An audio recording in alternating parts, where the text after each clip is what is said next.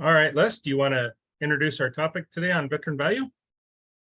Yeah, while I do that, 1 second, let me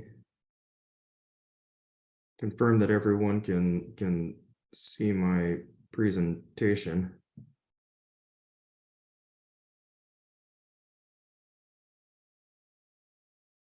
Can you see the presentation? Yep. Yes. Okay. Well, excellent. We can see the slide, Notes? yeah, the Preview. slide note. Yeah. See, that's why I gotta navigate the technology. Hold on a second. All right.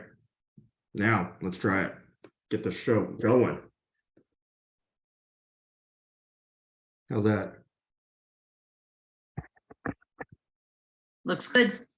All right, so I'm pretty excited about this topic. It's actually come up in a lot of different discussions, and I couldn't really put my finger on it per se, mostly because, again, it's something that we just done in the military, but I do think that there's a gap, and it's this whole concept around leadership, right? And how veterans view it a little bit differently. And how we run into this often in business, and it's a hard thing to wrestle, right? I mean, day one in the Marine Corps, we were taught that eaters lead last, right? And you kind of know your position and your rank and who you're supposed to be eating behind. And it doesn't really sink into afterwards when you're like, holy smokes, I've got some rank, but now you're hoping some food's left, right? But it has a lot of deeper meaning, and I think it does cut to the very essence. In its simplistic sake, it's really that servant leadership. And when we go into the business world, I do think that it isn't as clear cut, right? And there was many things that I think I faced as a challenge learning this. And when I'm mentoring, coaching, or even being that Sherpa for other veterans, I think they run into this too. So that's the whole goal of this subject. And again, I think there's many different facets. I'll try to keep it pretty short and succinct, but I hope that folks use this as kind of that thought-provoking piece that, again, folk can take what they want from it, share with others, and have a good conversation about it, because I do think that there's value to be gained, obviously, in this. So just like in the veteran value, I'll define as best as I can. This one is probably not as solid as some of the other topics, right? There is, I do believe, a problem in business, and I think that there's some facts that point to that. There's also a challenge between bridging that gap of leadership with veterans and the business world. And in many cases, I have tried to document, record, or even share out instances where, again, veterans have been able to bring their leadership to the forefront. They've been very successful in their own development and journey, but they've also helped their teams and their enterprise and organization grow. So again, I think this is a very interesting topic. I think the leaders eat last is really a good way of explaining that in a short, concise sense, but I also think that it's a little bit more complicated with that. So that being said, definition, this isn't a Webster's answer, right? You can't just find and look up, eaters eat last, but I did, some research, and I found that this one probably closely rings true to me, right? It's that selflessness. And again, if you don't know me, I don't read slides, so you can read it for yourself. But it's that selflessness, the prioritization of needs of others, right? And here's a key thing: subordinates before your own indulgence and privileges. It's not to say that, rank doesn't have its privileges, but I think that the prioritization and the order of that is distinctly unique for, I would say, all our service branches. And the fact that it rings true and is really the standard, I think, is very unique for the U.S. military and leaders that it develops. So I do like this definition, and let's see if it rings true. And the real key thing here to think about is, it's instilled in all of us, and I feel like there's almost that longing to serve this purpose, and that's the definition in itself, right? Now let's look at the problem. Let's face it, businesses don't invest in leadership. They try to teach management, right? And that's what you'll see as the key word. But if you asked each person on an executive team or just each person within a company, and you asked them to define leadership, I think you'd get a lot of different answers. In fact, I'm not sure if you would get any two answers being the same, right? And what I think veterans understand is that without leadership, you're going to have bad results. I mean, that's the essence of why we train so hard. It's the impetus of why we sweat in training so that we don't bleed in war. And in a lot of senses, they're not that large of stakes personally into the company, right? But I think you can think of it in the same context in regards to goals, objectives, revenues, and results, right? But here's the problem. Because businesses don't invest in it, you can see the problems in the workplace. And these aren't management items. These are leadership items, right? It's not, you can't organize these better so that they have better outcomes. It really needs a person leading. Again, management qualifications, ineffective manager. I mean, that's really just motivating people to do something that they don't want to, right? Just even the fact that things are surveyed, 70%, right? A lack of leadership skills. And again, you can see that, these stats prove that there's a significant problem. What I'd add to that is you can go just about anywhere and Google just about anything, and you could find either like or even more statistics about how there's a problem in business without leadership, right? Now, and it goes further, the impacts, right? It gets even crazier in the fact that if you ask these companies and leaders, will be like, yeah, we need more leaders. But what's happening and what's leaving either their pockets, their coffers, or even the talent that's leaving, I mean, is enormous. We're talking, I mean, this number that stuck down to me, right? Stress, cost of employers, billions of dollars. I mean, these could be days off. There could be a lack of productivity, right? And it's not like we don't face those things in the military, right? It's not like there's not a full culture around addressing that from day one in boot camp, but it has to be at every rank, every level, every unit, right? All the way through and through. And to be quite honest, it's kind of interesting that you have great organizations out there that have even better processes, systems, and technology, but where they're lacking is the people, right? And I think we can all agree that businesses are looking for the key leaders to run their business. And I think folks would say that, right? Well, I challenge that. And I say, not exactly. And here's why.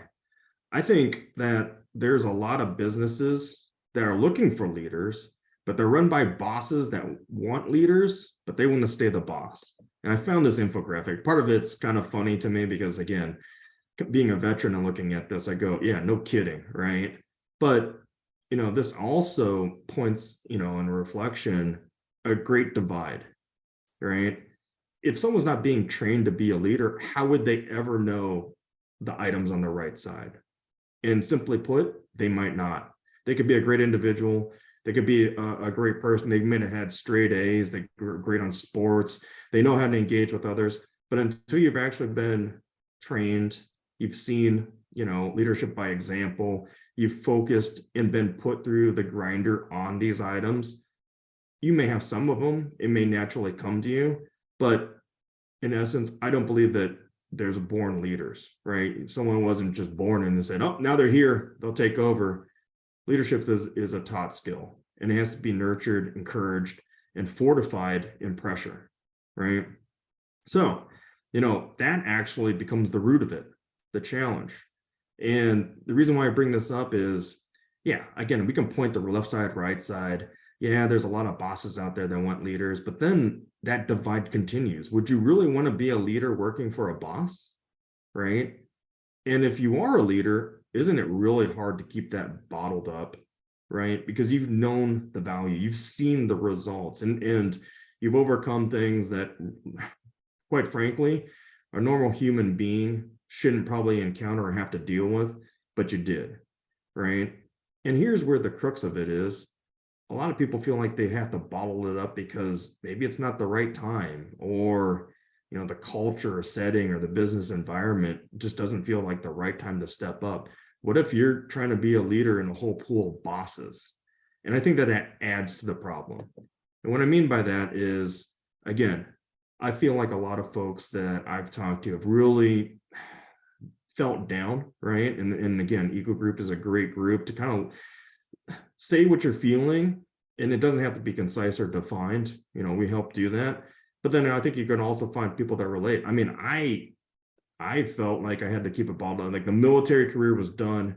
Now I'm in the business world. And then every time there was a problem, I go, it's not a process problem. In fact, it's not a systems problem. It's a people problem. And people can't be managed. They got to be led, right?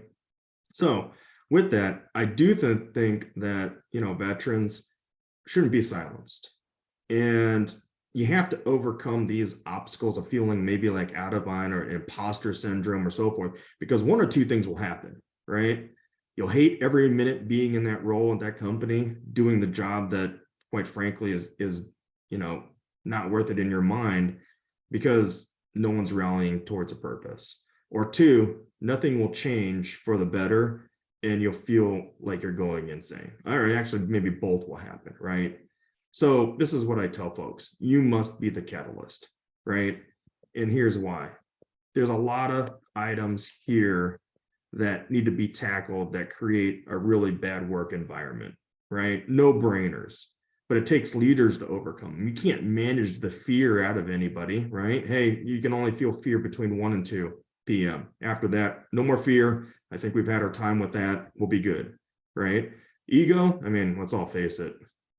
We all have egos, some bigger than others.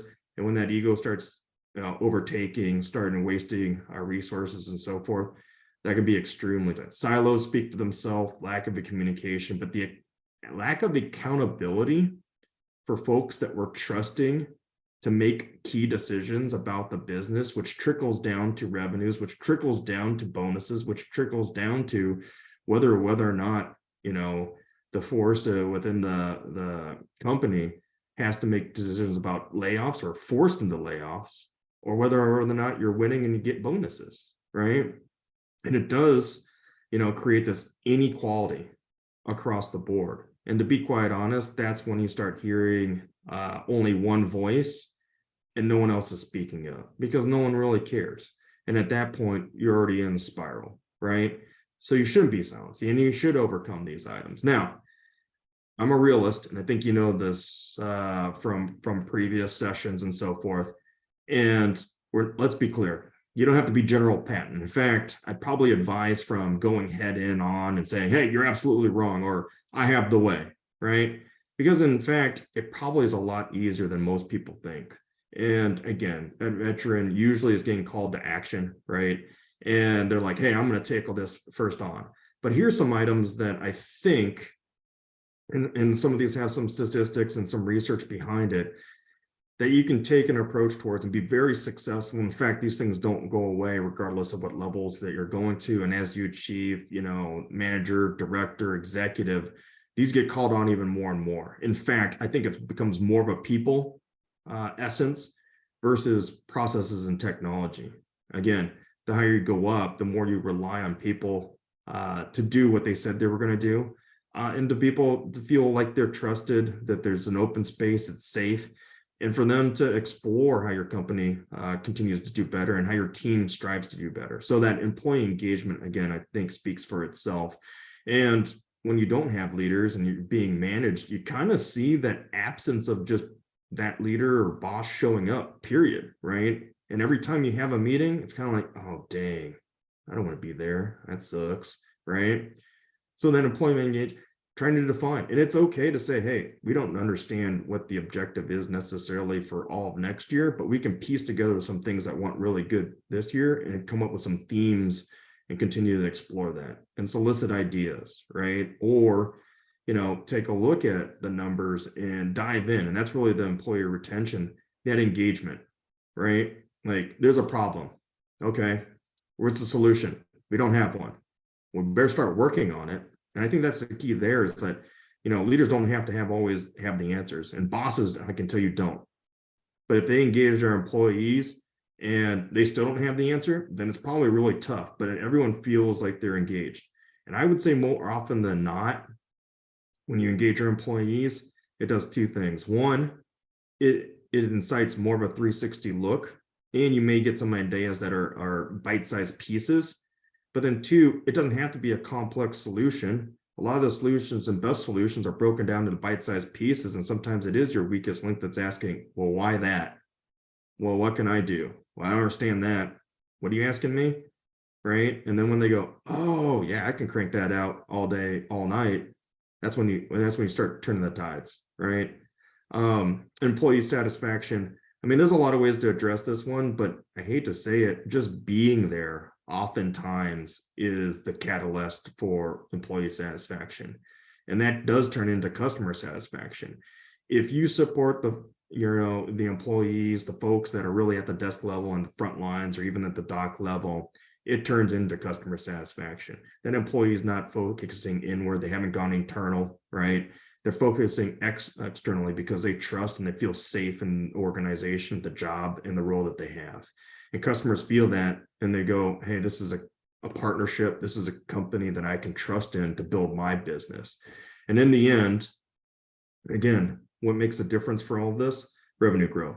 And again, I'm a realist. I follow the numbers, and I'll tell you, people that impact the company, that grow revenues, that incite teams that are accomplishing tasks, that you're checking off things, and the organization is getting better.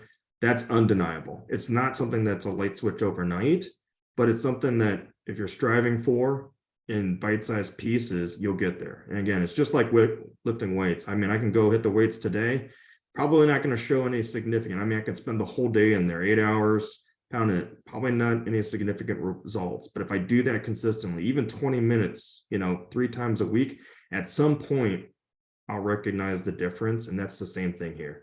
And you're showing up at work anyways, right? So why not take these steps to integrate your leadership and to do it? And here's the key thing. Again, I don't know what the actual number is. I've heard $250,000 spent on leadership for individuals in the military, meaning that from day one, it's organized not about how you put on right shoe, left shoe.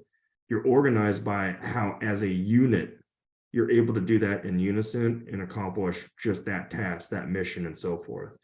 And already having that excruciating evaluation to just get in the front door. Then when you got in the front door and you got your head shaved, being able to stay in, and then accomplishing, again, great feats within the military. There's businesses that need that. And again, I think that these are easy ways to say that you can contribute. And if you're looking for specific items that are specific to you in your career or development or growth, Eager Group is a fantastic group to get that expertise and assistance on it. So in closing, again, I hope that this clarifies a couple of things in regards to leadership and some of those gaps. I do feel like, the leaders eating last is a great signal and significance behind that, about what we learn, how we do it, and it can be applied in the business world. And again, I hope that some of you can take these actions to make your business and teams better. And as always, I would love the discussion topics coming our way. We'll try to tackle all of them and identify the veteran value here at Eagle Group. Thank you. Good presentation. Les, thank you very much. I did want to add something though. And I was just thinking about this. I don't think it's even crossed my mind before, but there's a lot of people that as they grow up and, they get old enough to start working, that they've never had any training, any leadership training whatsoever. Not a single, no courses, none of that. But everybody who's been in the military, veterans, we've all been trained in leadership